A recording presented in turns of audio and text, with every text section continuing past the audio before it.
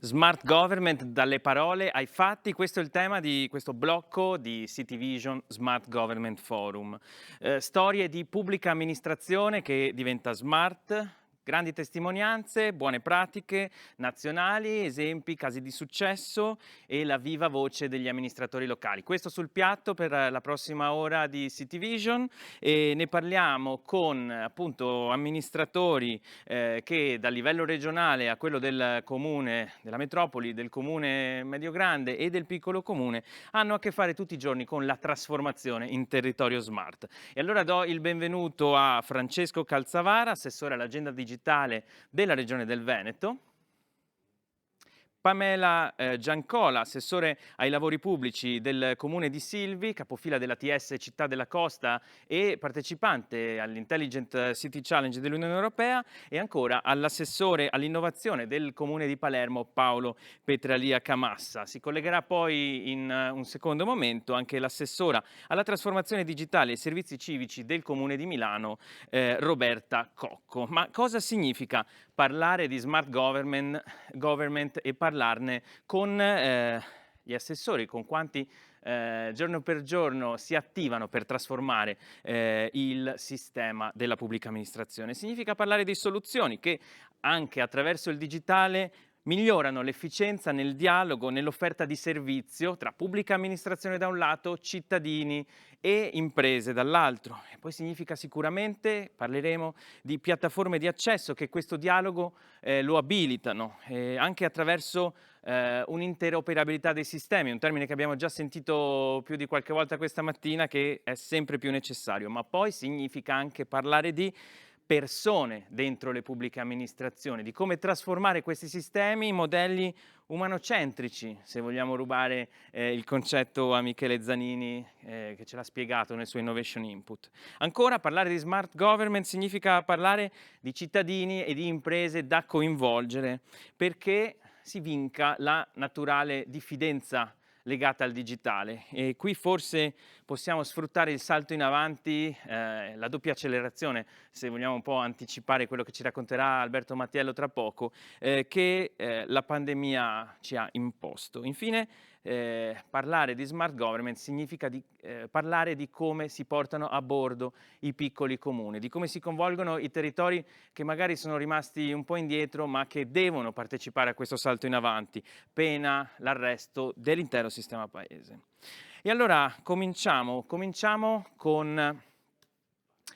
collegandoci con il nostro Giacomo Porra, perché so che sono già arrivate alcune domande durante i panel precedenti e sicuramente le possiamo utilizzare per lanciare anche la riflessione di questo segmento. Giacomo. Certamente, sono arrivati con il primo panel, diciamo, si è un po' animata la chat. Allora le leggo. Caterina Luise scrive: bellissimi gli spunti di Zanini sul passaggio dalla burocrazia all'umanocrazia, ma si chiede come si può rendere più umanocentrica anche la pubblica amministrazione, che è burocratica per definizione. Poi Lisa Asila chiede, sempre rivolta a Michele Zanini: esistono strade per incoraggiare nella pubblica amministrazione i comportamenti come autoimprenditorialità, lavoro per team, forte delega? Poi leggo anche una domanda di Stefan Simic. A livello di pubblica amministrazione, dice: uno dei problemi è il tempo di attesa e i numerosi passaggi, come sappiamo. Diminuire i livelli manageriali e rendere tutti i comportamenti allo stesso livello non rischia di far aumentare i passaggi e quindi anche i tempi? Grazie E Giacomo. infine abbiamo una riflessione di Franco Amigoni sul procurement innovativo, che dice fondamentale, che è importante saper distinguere quindi gli enti appaltanti, la differenza tra un appalto e lavori per costruire un palazzetto da sport e una consulenza marketing. Insomma, la chat si sta animando e continuiamo così. E continuiamo a porre domande grazie al nostro Giacomo Porra dalla redazione, e partirei dal comune più piccolo che partecipa a questo panel, più piccolo ma non meno significativo. E allora voglio salutare Pamela Giancola, che lo ricordo è assessore ai lavori pubblici del comune di Silvi. Pamela, buongiorno. Buongiorno a tutti. Allora, intanto benvenuta, grazie per aver accettato di partecipare a City Vision e di portare la voce di questa ATS. Ricordiamo che cosa significa ATS e qual è un po' lo spirito con cui avete aderito all'Intelligent City Challenge. Sì, allora l'ATS è un'associazione temporanea di scopo che abbiamo costituito per mettere in rete le nostre città che vanno da Martinsicuro fino a Silvi. Siamo all'interno della provincia di Teramo e abbiamo raccolto tutte le città della costa litoranea. Allora, la nostra voglia di metterci insieme a sistema nasce dal fatto che abbiamo raggiunto la consapevolezza che per rendere smart la nostra città, il nostro comprensorio, era necessario mettere in campo una serie di strategie condivise che avessero come obiettivo quello di ottimizzare tutti i servizi pubblici e quindi di mettere in relazione tutte le infrastrutture materiali con il capitale umano, ma la finalità principale di tutto questo era quello è quello di migliorare la qualità della vita di tutti gli uomini, le donne, i bambini che vivono la nostra città. Per fare questo abbiamo quindi iniziato a ragionare su quelle che potessero essere, insomma, le strategie migliori ne abbiamo individuate già alcune sulle quali stiamo lavorando. Uno è il progetto Movite, che è un progetto sulla mobilità sostenibile casa scuola, casa lavoro, che prevede la realizzazione di percorsi bici, bus, pedibus, la realizzazione di velostazioni, ma anche di finanziamenti che diciamo vanno ad incentivare l'utilizzo della bicicletta come mezzo di trasporto e monitorato attraverso delle app. Oppure stiamo ragionando in termini di bike sharing e di monopattini, ma sempre come area vasta, quindi con la possibilità di poter scegliere come spostarsi, quindi prenderlo in una città e lasciarla poi in un'altra. Chiarissimo. Siamo Pamela, assessore, la fermo perché poi torneremo ai progetti della vostra ATS, ma da questa logica di territorio diffuso passiamo a un territorio più vasto e altrettanto diffuso, quasi una metropoli diluita. Parliamo della Regione Veneto, allora ci colleghiamo con l'assessore Francesco Calzavara, assessore all'agenda digitale della Regione Veneto. Buongiorno assessore, ben trovato a City Vision.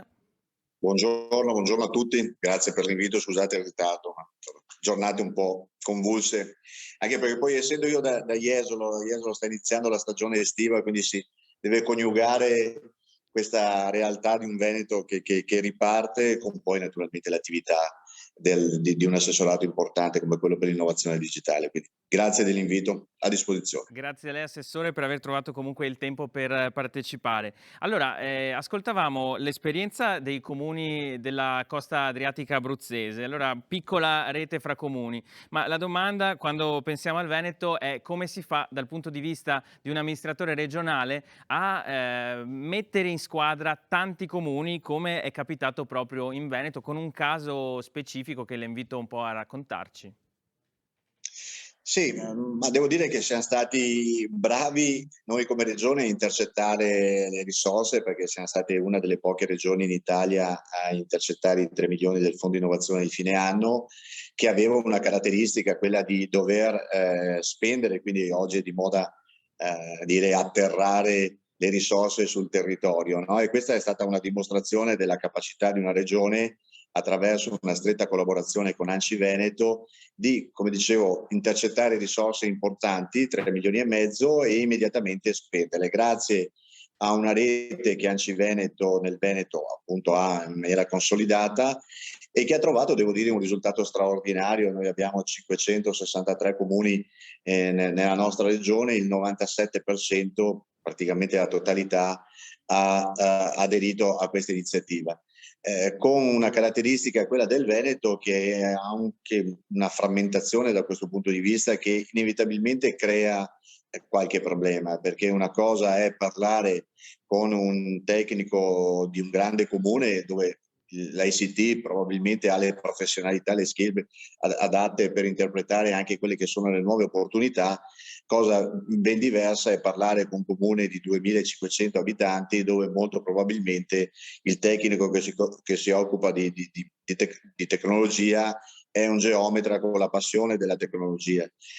Quindi questo ci ha fatto comprendere come molto probabilmente, anche proprio dal punto di vista del riordine istituzionale, c'è molto da lavorare, perché se vogliamo dare ai cittadini e alle imprese degli strumenti, delle piattaforme che siano in grado di semplificare la loro vita, devono avere poi, dal punto di vista dei territori, in particolar modo dei comuni, la capacità di dare questo tipo di risposte, e si rischia in alcuni casi che non ci siano proprio, che non ci sia il personale adatto a interpretare quelle che possono essere anche delle innovazioni che la pubblica amministrazione su scala regionale ha la capacità di mettere in campo. Quindi credo Professore, che facciamo un passo in avanti rispetto a questo. 97% è un risultato incredibile, anche, soprattutto se conosciamo un po' le peculiarità del territorio veneto, che come tanti altri territori d'Italia vanta, come dire, una forte componente diciamo campanilistica. Quindi mettere in rete il 97% dei comuni è sicuramente un gran risultato.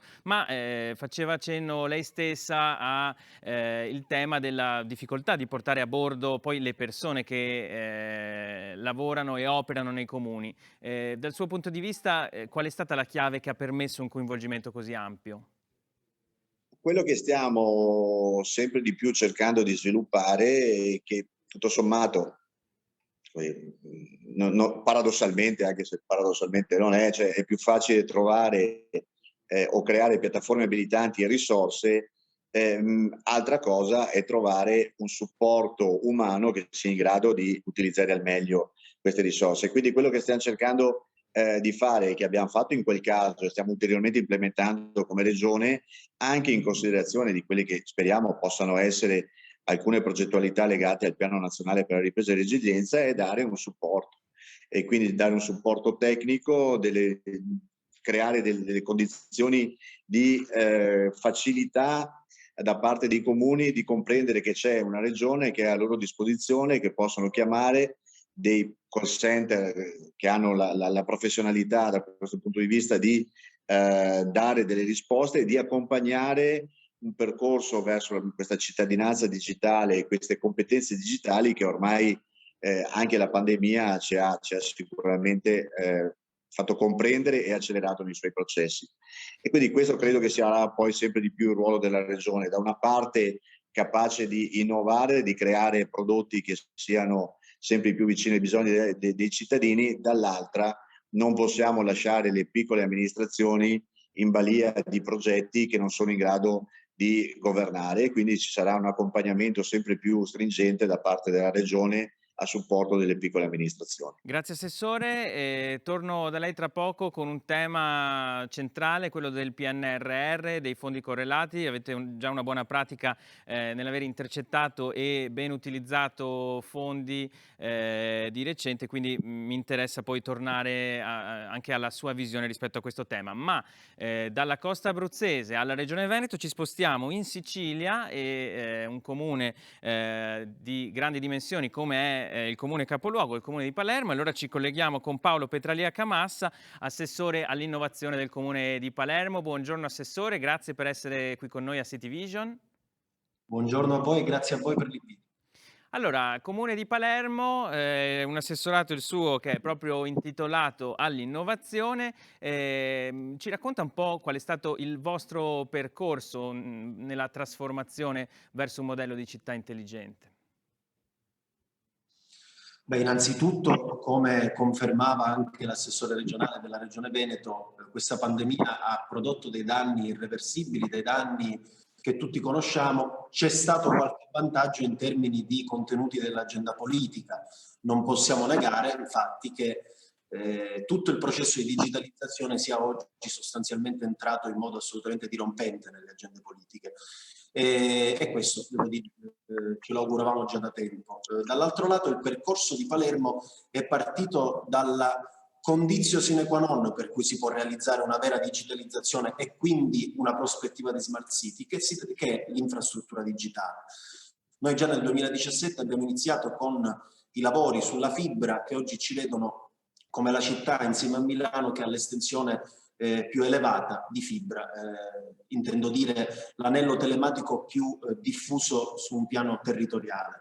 Dall'altro, questa precondizione necessaria al fine, ripeto, di sostenere il processo di digitalizzazione è andata avanti insieme ad una programmazione ben definita e ben dettagliata da parte della città, da parte dell'assessorato, ma non per ultimo da parte anche di un grande ruolo svolto dalla società pubblica in-house, la SISPI, che è la società informatica del Comune di Palermo.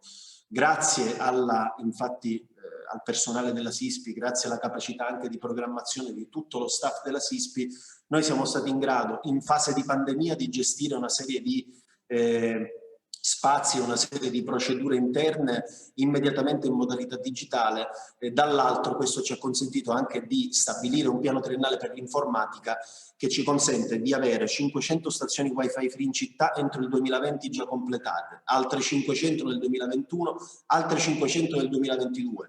Ci consente di integrare e rendere interoperabili gli uffici attraverso un URP digitale. Ci consente di fare un passo in avanti rispetto a quel macro tema che si chiama cloud computing, di cui magari potremmo anche approfondire più avanti. Si è fatto un passo avanti sostanzialmente su tutta la struttura e l'infrastruttura e la programmazione digitale. A margine di questa premessa va fatto per un commento.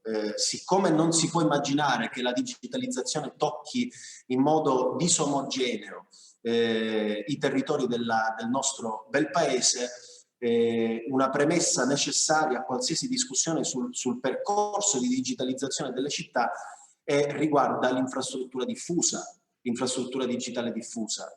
Dall'altro c'è un altro grande elemento imprescindibile che è quello della formazione e comunicazione di questa digitalizzazione. Cosa intendo dire? Intendo dire che naturalmente non ce ne facciamo nulla del percorso della digitalizzazione fin quando il cittadino non conoscerà da un lato il vantaggio della digitalizzazione e dall'altro non sarà messo nelle condizioni di poter operare attraverso questi strumenti digitali. Ecco, il gap molto probabilmente nei prossimi anni riguarderà proprio l'aspetto della formazione e quindi alfabetizzazione in alcuni casi digitale.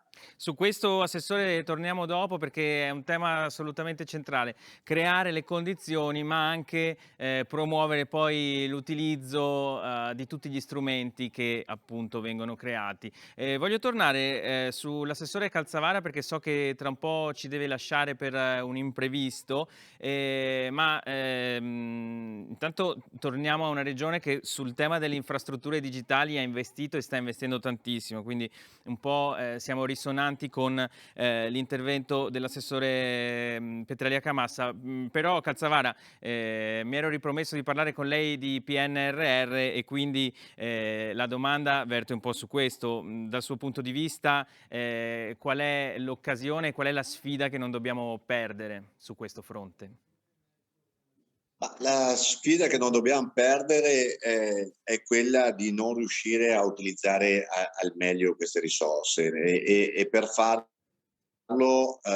bisogna avere capacità di spesa e di attuazione di quelle che sono importanti risorse che il PNR mette a disposizione. Mi fa particolarmente piacere che la città di Palermo abbia raggiunto questo grado di copertura della banda. Noi nel Veneto stiamo ancora soffrendo e l'esperienza di una gestione centralizzata della banda ultralarga è la dimostrazione come alcuni processi industriali e di infrastrutturazione del paese rischiano di allungarsi nei tempi, cioè noi non possiamo più attendere che si blocchi da Roma dei contenziosi, cose che ormai il paese e le imprese non sono più in grado di reggere. La dimostrazione della capacità di realizzare progetti e di farli immediatamente renderli disponibili alla collettività è una delle forze delle regioni. Quindi la preoccupazione, se da una parte c'è 40 miliardi nel digitale, sono una cifra importante che possono effettivamente permetterci di recuperare quel gap che abbiamo dal punto di vista del digital divide e quindi ritornare ad essere una nazione che è al passo con le altre grandi d'Europa. Ma se non riusciamo a comprendere come il coinvolgimento delle regioni è fondamentale, si rischia di avere ancora dei progetti molto interessanti, straordinari dal punto di vista della così, creatività e del sogno, ma che poi non atterrano, non arrivano. Allora io spero che questa prima parte di gestione della governance del PNR, che vede poco coinvolgimento delle regioni, possa in una fase successiva permettere alla Presidenza del Consiglio di comprendere come alcuni processi, e questo sarà quello sicuramente più importante insieme con quello della transizione ecologica, deve trovare una partnership costante con le regioni, che sanno cosa ha bisogno il loro territorio, che hanno la capacità di spendere bene i soldi, di ricontarli e di dimostrare come che questi soldi che ci arriveranno ci permetteranno di fare un salto di qualità. Ecco, questa è un po' la speranza. Se Grazie poi invece... assessore. Le chiedo soltanto per quanto può fermarsi ancora con noi, così mi regolo? Io ho ancora 8 minuti. Perfetto, allora provo a farla rientrare tra poco, ma voglio cogliere il suo spunto relativo al PNRR e al coinvolgimento delle regioni, perché si è collegata con noi l'assessora alla trasformazione digitale e ai servizi civici del Comune di Milano, Roberta Cocco. Buongiorno assessora. Buongiorno a tutti. Grazie per essere qui con noi a City Vision questa mattina e come direbbero i maestri della sociologia della scuola di Chicago, la getto nella situazione e parliamo subito di PNR, proprio alla luce anche del suo coinvolgimento al fianco del ministro Colao. Allora l'assessore Calzavara invocava un coinvolgimento dei territori e delle regioni sul fronte della transizione digitale della pubblica amministrazione. Allora, quanto conteranno dal suo punto di vista i territori in questo processo di innovazione? Beh, saranno fondamentali. Ho ascoltato gli ultimi, 5 minuti dell'intervento del relatore precedente e concordo con ogni singola parola. Allora, sono assessore alla trasformazione digitale del Comune di Milano e ho avuto il piacere anche di essere coinvolta dal ministro Colao e dal suo staff come coordinatrice proprio del tavolo territori per la transizione digitale. Io credo che questo sia un segnale importantissimo. Io non ho una lunga esperienza di pubblica amministrazione perché sono assessore al Comune di Milano da 5 anni, mi ha chiamato in modalità diretta il sindaco Giuseppe Sala e prima ho una lunga esperienza sempre nel digitale ma in azienda privata. Però devo dire che il dialogo con i territori, visto dal Comune di Milano, negli ultimi anni è stato molto molto debole. Noi abbiamo lavorato moltissimo all'inizio con il commissario per l'agenda digitale Piacentini e poi abbiamo lavorato in collaborazione con il suo successore, il commissario Luca Attias, sulla parte dei progetti tecnologici. Questo sì, abbiamo avuto noi come tante altre città in Italia un coinvolgimento, però c'è stato poco coinvolgimento per quanto riguarda la strategia, il modo di far arrivare questi progetti sui territori. In questo momento abbiamo una sfida enorme ed un'opportunità anche enorme e credo che la volontà del Ministero di creare un tavolo territori di dialogo sia molto importante perché giustamente io credo la visione e le missioni devono essere gestite centralmente, ma poi tutto il lavoro che viene fatto a livello centrale deve atterrare sui territori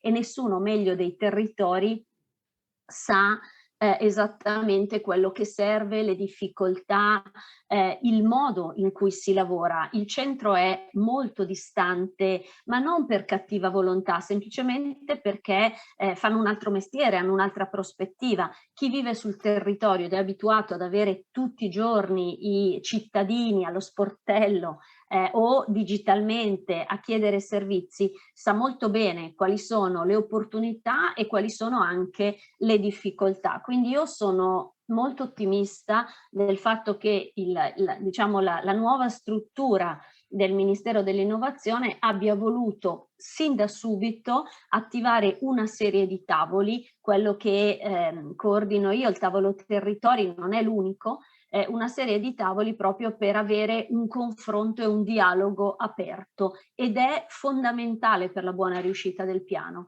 Indipendentemente, mi lasci dire, dalle decisioni che vengono prese dal governo centrale. Siamo poi noi sui territori ad essere in grado di comunicare ed offrire la visione concreta di quello che serve, di come devono essere fatte le cose. E anche io devo davvero ringraziare tutte le persone che sono coinvolte al tavolo territori, perché stanno dando un contributo incredibile, quindi è davvero anche molto importante. Grazie che si Assessore. lavori insieme. Torniamo al volo su Calzavara, perché qua mi sembra che si profili una bella alleanza tra territori nel nome della digitalizzazione, però il nostro Giacomo Porra mi segnala anche una domanda che non posso non girargli. Mi confermate che l'assessore è collegato? Sì, eccolo qui. Allora, Assessore, alleanza tra territori, ma poi questa domanda che le faccio io direttamente, singolare: è più difficile per un assessore regionale convincere un sindaco alla transizione digitale o per un sindaco convincere i dipendenti comunali alla transizione digitale?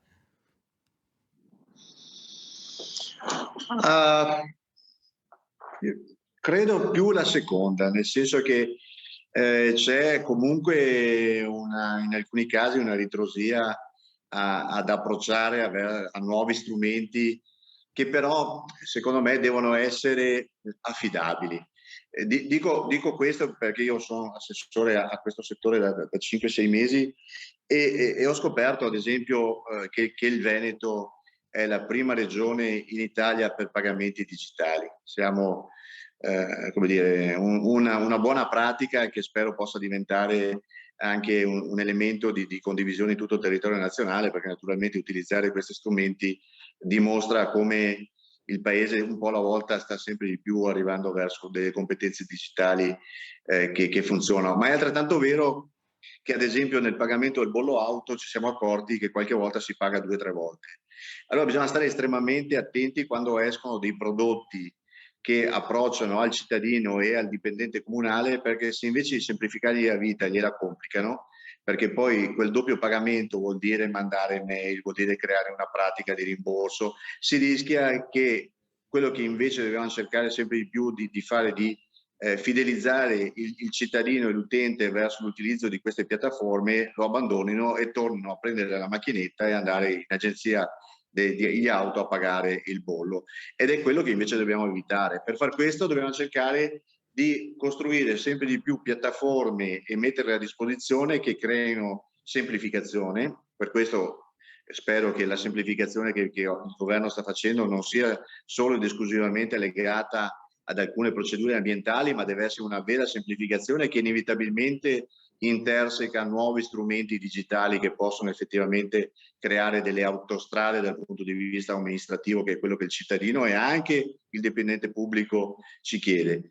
Però credo che come tutte le rivoluzioni, e questa è una rivoluzione che stiamo vivendo dopo la pandemia, bisogna fare anche della formazione. Noi ad esempio stiamo organizzando per metà luglio un incontro con un paio di formatori, di comunicatori nella pubblica, del digitale nella pubblica amministrazione, per far comprendere come l'approccio post pandemia dovrà essere completamente diverso a quello prima. C'è lo smart working, c'è un modello nuovo di lavorare che deve essere organizzato e deve essere poi anche comunicato. Insomma, Grazie. e su questo stiamo cercando anche di lavorare con i più di 300 esponenti che abbiamo della rete di comunicatori, 2 laboratori di co-design, perché credo che queste cose devono essere fatte, ma devono essere anche adeguatamente comunicate, se no il rischio è che progetti o parole come smart city, smart region rimangono così all'interno di questi bei momenti di confronto, ma poi non arrivino direttamente al cittadino e al dipendente pubblico che poi si interfaccia con lui, ma che deve essere messo nelle condizioni di lavorare al meglio. Grazie mille all'assessore Francesco Calzavara, buon lavoro e buona giornata. Grazie dell'invito, grazie ai colleghi, speriamo di usare al meglio i soldi del PNR e di ritrovarci con un'Italia più digitale. Grazie a lei assessore. E allora sul tema delle persone, del coinvolgimento delle persone, vorrei fare un bel giro di tavolo con gli assessori Giancola, Petragliaca Massa e Cocco. Partiamo da lei, Pamela Giancola. Che cosa significa fare squadra tra piccoli comuni e come si portano a bordo le persone dei piccoli comuni? Allora, è stato difficile, non lo nego, perché metterci tutti e 7 i comuni intorno a un tavolo ha dimostrato, diciamo, un grosso coraggio, perché abbiamo tutti rinunciato, diciamo, alla fetta di potere che abbiamo sui nostri territori e abbiamo iniziato a ragionare tutti insieme come un'area vasta. Ma come dicevo prima, questo è stato un obiettivo che ci siamo posti tutti insieme, perché abbiamo capito che solo offrendo un servizio migliore riusciamo poi a migliorare la qualità della vita delle persone che vivono sui nostri piccoli territori. Di problemi ne abbiamo avuti tanti, sia dal punto di vista delle politiche amministrative, no? A cui ogni singolo comune è legato, le procedure soprattutto, ma anche le risorse finanziarie, perché poi per portarli avanti questi progetti abbiamo avuto bisogno di impegnare i nostri bilanci con delle piccole somme che credessero in questi progetti, ma soprattutto le risorse umane che sono limitate, no? All'interno dell'ente. E anche poi trovare una politica di governance di questa ATS e quindi stabilire un regolamento che ci faccia funzionare e lavorare bene. Quindi queste sono state le principali problematiche. Prima sentivo anche l'assessore regionale e noi abbiamo nel nostro territorio, nella nostra regione, un problema che stiamo cercando di superare, che è proprio quello di farci riconoscere dalla nostra regione come un'area vasta, e quindi questa cosa ci darebbe poi la possibilità di poter accedere ai fondi strutturali europei, no? Sullo sviluppo urbano dei nostri comuni, anche perché insieme noi rappresentiamo 120.000 abitanti, quindi rappresentiamo la seconda area dopo Pescara più vasta della nostra regione.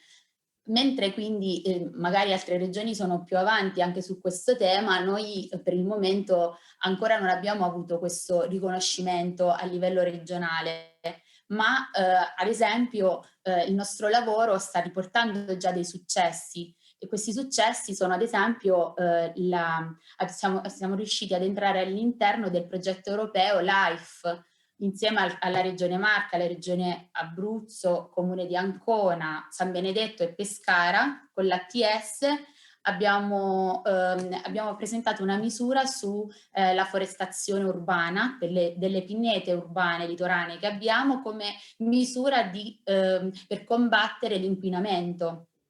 Quindi Chiarissimo, quindi il quando nostro i lavoro territori e le è... persone si mettono insieme poi producono dei risultati tangibili. Torno tra poco da lei, assessore, ma vorrei rivolgere un po' la stessa domanda a Paolo Petragliaca Massa. Come si portano a bordo le persone? Lo diceva lei stesso nel suo intervento precedente, ok, infrastrutturare, ok, offrire possibilità digitali, ma poi dobbiamo convincere le persone a trarne vantaggio e a utilizzarle. Come si fa? Sul come si fa potremmo discutere per un paio d'ore. Ma abbiamo solo qualche minuto. No, sì, ma il grande interrogativo è quello che ponevo prima. Abbiamo le infrastrutture, non tutti, e questo è un primo tema. Abbiamo fatto passi avanti rispetto ai processi di digitalizzazione, non tutti, e questo è il secondo tema. Terzo tema, elemento imprescindibile, è quello della formazione e della conoscibilità. Giornalmente io incontro persone, anche voglio dire di media educazione se vogliamo, che non sanno che possono effettuare determinati pagamenti attraverso il portale dei servizi online. Molti non sanno che il portale che è il sito del Comune tramite il portale dei servizi online del Comune di Palermo, noi abbiamo l'aggancio diretto con ANPR, che dà la possibilità di scaricare i certificati online senza bisogno di andare a fare le code. Tra l'altro, permettetemi di dire, in una fase storica in cui il distanziamento probabilmente sarà l'ultima misura ad andarsene rispetto a questa serie di misure di sicurezza che sono state poste in essere per evitare il contagio. Allora, la grande domanda è lì, e mi permetto di dare una risposta, se vogliamo, un po' più politica, perché poi alla fine dei conti, lo diceva prima Roberta Cocco, l'assessora di Milano, lei viene da una realtà aziendale privata, dopodiché è stata chiamata a fare politica. E quindi, siccome noi facciamo politica, il tema enorme e che non riguarda ovviamente solo la digitalizzazione, riguarda le risorse umane dei comuni, perché il grande punto interrogativo rispetto al quale può partire o non può partire un percorso di conoscibilità e comunicazione di questi strumenti e formazione al fine dell'utilizzo di questi strumenti riguarda proprio il personale comunale. Tantissimi comuni in Italia si trovano in una situazione di difficoltà, vuoi per i principi contabili, vuoi anche per scelte della politica che hanno un determinato colore, che hanno comportato un pensionamento, come dire, assolutamente diffuso e incontrollato. Noi ci troviamo con pochissimi dirigenti e solamente un dirigente tecnico per una città di 700.000 abitanti, solo per fare un esempio.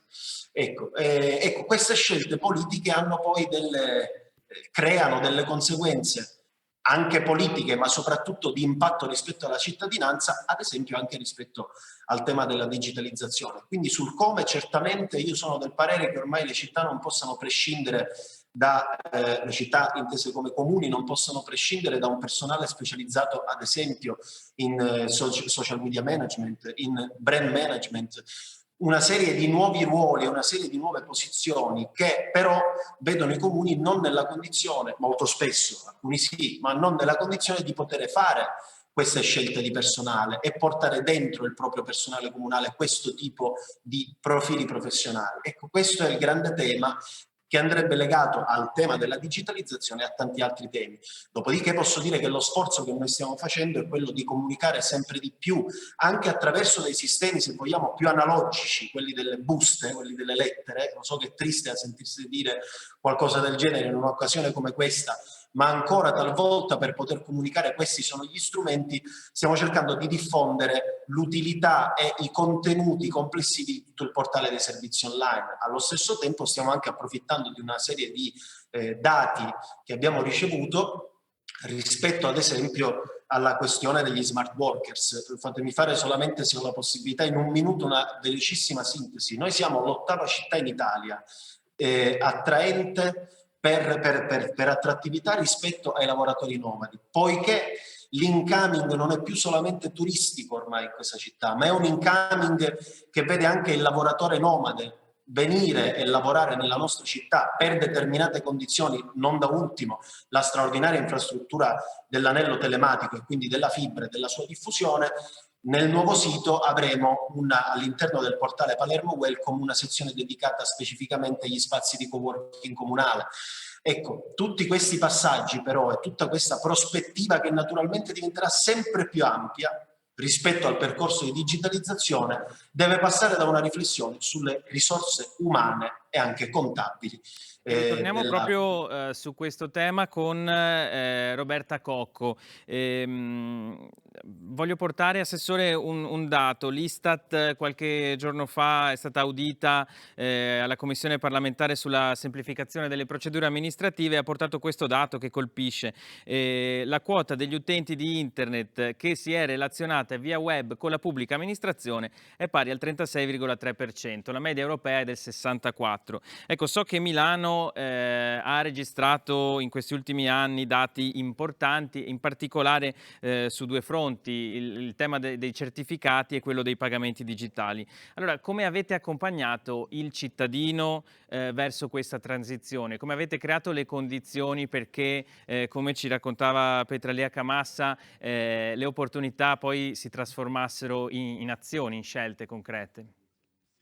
Allora, questo è un tema fondamentale, come hanno detto i colleghi che mi hanno preceduto. Non esiste un progetto di trasformazione digitale che non preveda anche un piano di change management per le persone interne, quindi un accompagnamento per le persone che poi questi servizi dovranno erogarli, e anche un piano di educazione digitale per i cittadini, perché noi partiamo e parliamo di 15 mesi fa, pre-pandemia, con una situazione italiana, seppure a macchia di leopardo, dove il digital gap, cioè il divario digitale, era enorme e ci vedeva sempre agli ultimi posti, a mio parere anche in modo non sempre corretto, agli ultimi posti a livello europeo per appunto digitalizzazione. Allora, non è sufficiente fare la parte tecnologica, quella certo ha una serie di difficoltà, come hanno detto i colleghi, però diciamo che un buon piano di trasformazione digitale mette in atto una serie di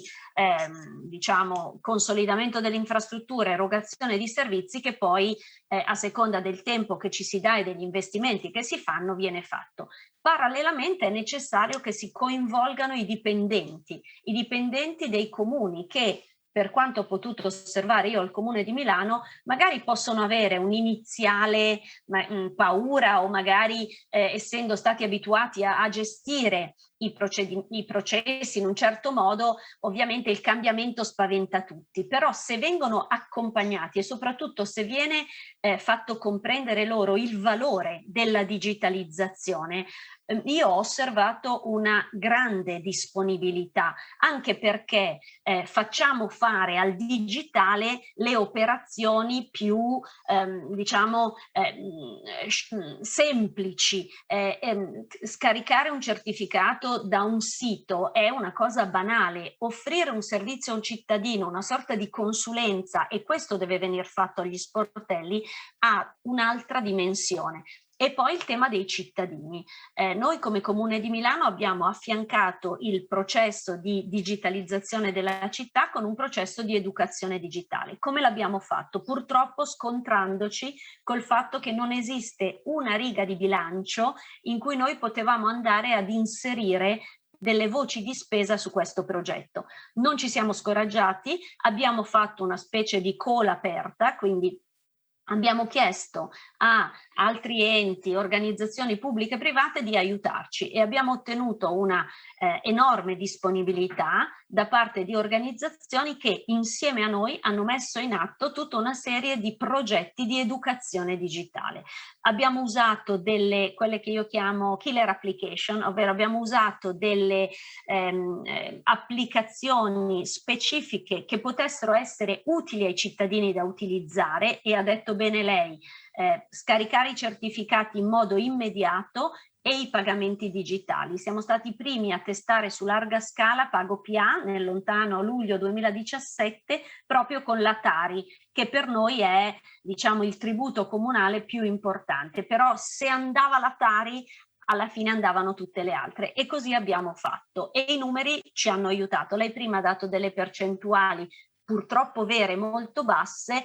Le percentuali di Milano sono molto più alte, ma tutto questo è stato costruito in 4 anni e anche lavorando davvero su 3 livelli: la digitalizzazione, la formazione del personale interno e l'educazione digitale ai cittadini. Grazie Assessore. Vorrei tornare da Pamela Giancola per chiederle in che modo i cittadini hanno percepito il valore creato dal progetto dell'ATS, dall'ingresso nell'Intelligent City Challenge e in generale dai risultati che avete cominciato ad ottenere. Come li avete portati a bordo i cittadini? Allora, i cittadini, noi non siamo ancora arrivati al punto in cui i cittadini sono entrati a bordo nei nostri progetti, perché insomma questo finanziamento, nella rete ICC ci siamo entrati da poco e stiamo ancora sviluppando la parte progettuale, che poi ci vedrà comunque interessare tutti gli stakeholders, le associazioni e quant'altro. Stiamo sviluppando ancora il progetto, ma la differenza la iniziano a percepire nel momento in cui stiamo già iniziando a mettere a sistema alcuni strumenti che abbiamo, come ad esempio, dicevo prima, il bike sharing, no? Quindi la possibilità di scelta di utilizzare un sistema di trasporto ed avere la libertà di poterlo prendere, lasciare in comuni diversi e spostarsi poi con un altro mezzo di trasporto. Quindi diciamo che in questo punto noi abbiamo fatto un grande lavoro a livello di amministrazione e di strategia di amministrazioni diverse, che però hanno capito che abbiamo tutti le stesse problematiche, perché abbiamo la costa, abbiamo problemi legati all'erosione, viviamo tutti di turismo e quindi il lavoro più grande che stiamo svolgendo è questo, cioè svincolarci dalle singole entità e iniziare a ragionare in vasta scala. Ecco, Petralia Camassa e Cocco, ricordavano l'importanza anche del coinvolgimento, dei team, dei dipendenti comunali. Il vostro mettervi in rete, vi ha permesso anche di, dedicare, risorse e persone specificamente al progetto? Vi ha aiutato in qualche modo? Sì, sì, infatti soprattutto l'Intelligent City Challenge, no? Ci ha dato insomma l'opportunità e l'occasione per iniziare a mettere in campo un metodo di lavoro differente da quello che siamo abituati a svolgere. Quello che dicevamo prima delle risorse umane è un grande problema, perché ovviamente anche tra di noi abbiamo dei comuni che riescono a impiegare dei loro dipendenti nello sviluppo di questi progetti, altri hanno magari più difficoltà, però insomma riusciamo anche a ragionare in funzione di chi ha più possibilità, magari fa qualcosa in più con il personale, chi ha difficoltà si supera questa difficoltà con gli impegni di spesa che abbiamo fatto, dando incarichi poi a professionisti del settore qualora non abbiamo queste figure e queste insomma professionalità all'interno dell'ente, perché alcuni progetti necessitano poi di come abbiamo detto prima, di dati e di conoscenze che spesso, soprattutto nell'innovazione, non sono presenti all'interno delle amministrazioni. Chiarissimo, grazie. Vorrei tornare da Roberta Cocco, abbiamo gli ultimi minuti di questo blocco di contenuto e vorrei con Roberta Cocco da temi soft come quelli delle competenze passare a un tema un po' più hard perché per creare le condizioni per abilitare un dialogo tra cittadini, imprese e pubblica amministrazione c'è un elefante nella stanza e il tema dell'interoperabilità. È sicuramente un elemento chiave e dal suo punto di vista come va affrontato? Allora, il tema dell'interoperabilità io credo sia il tema tecnologico più importante. Interoperabilità che poi significa la possibilità di mettere a fattor comune delle pubbliche amministrazioni, ma non solo, le norme di dati che sono posseduti, governati, manutenuti dalle pubbliche amministrazioni affinché questi diventino elementi fondamentali per offrire dei servizi. Noi ci siamo resi conto, come Comune di Milano, quanto sia stato fondamentale aver lavorato sul piano di interoperabilità. È stato il primo progetto che abbiamo lanciato a inizio mandato nel 2016, quanto questo ci è stato fondamentale quando abbiamo dovuto affrontare la pandemia e abbiamo dovuto creare dei servizi che nel modo più veloce possibile mettessero insieme informazioni diverse, per esempio per creare Milano Aiuta e quindi sapere dove fossero le fasce più fragili, quali fossero gli elementi di contatto, come metterli in contatto con i commercianti che offrivano la spesa a domicilio, con le farmacie che permettevano di essere chiamate su bisogno, tanto per dare un esempio, ma anche per esempio con i commercianti quando ci sono state le prime riaperture tutti dovevano creare dei deor esterni per continuare a sopravvivere, non a riaprire, a sopravvivere e quindi mettere insieme i dati dell'urbanistica, gli spazi, le necessità stradali, insomma tutti questi servizi che sembrano banali non avrebbero potuto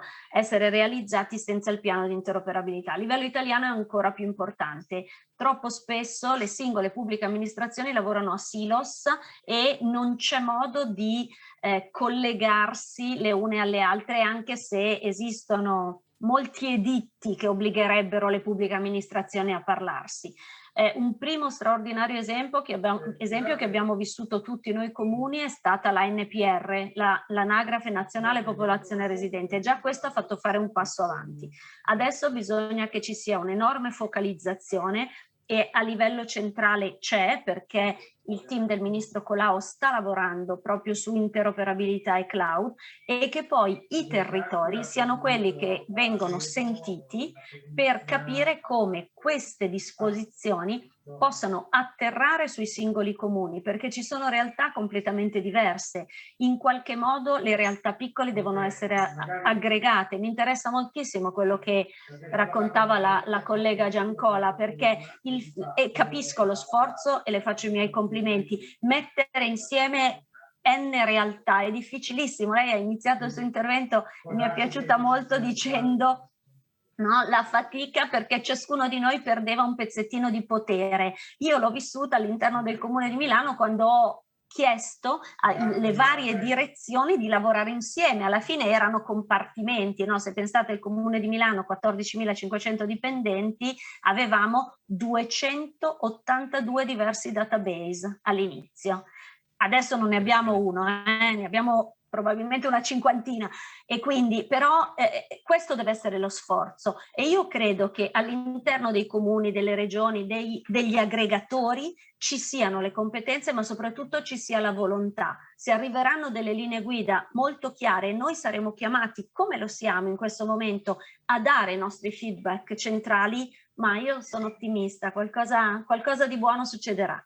Allora, mancano poco meno di 3 minuti. Prima di tutto siete invitati tutti e 4 il 1° dicembre a Padova, dove faremo tanti tavoli di confronto. Cercheremo di fare incontrare le amministrazioni, quelle piccole e quelle grandi, perché siamo convinti della grande valore che questa capacità di trascinamento e di ingaggio tra chi ha fatto esperienze e chi desidera farne. Ma come in ogni panel che si rispetti, la domanda enorme che aprirebbe un intero nuovo panel arriva alla fine, ce la porta Giacomo Porra e la dedichiamo a Paolo Petralia Camassa. Vai Giacomo. Sì, Domenico, è arrivata una domanda in chat da Daniela Bertolo che solleva qualche dubbio.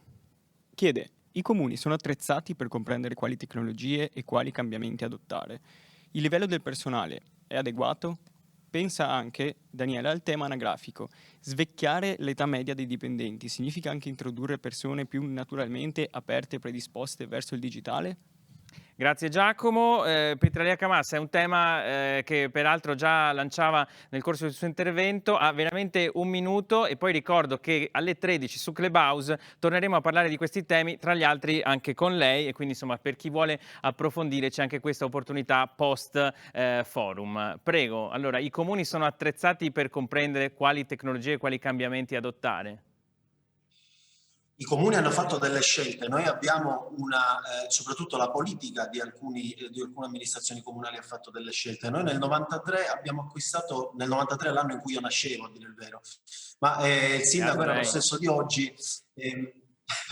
Noi abbiamo comprato alcune quote di una società informatica. Oggi ci troviamo con una società in-house informatica del Comune di Palermo, che ci consente di dire che sì, noi siamo nella condizione di poter porre in essere e mettere in atto un processo di digitalizzazione anche attraverso un tutoraggio come dire, orizzontale rispetto a tutti gli altri dipartimenti dell'amministrazione comunale. Non è questa però la situazione, la fotografia che si può fare rispetto allo stato di tutti i comuni italiani.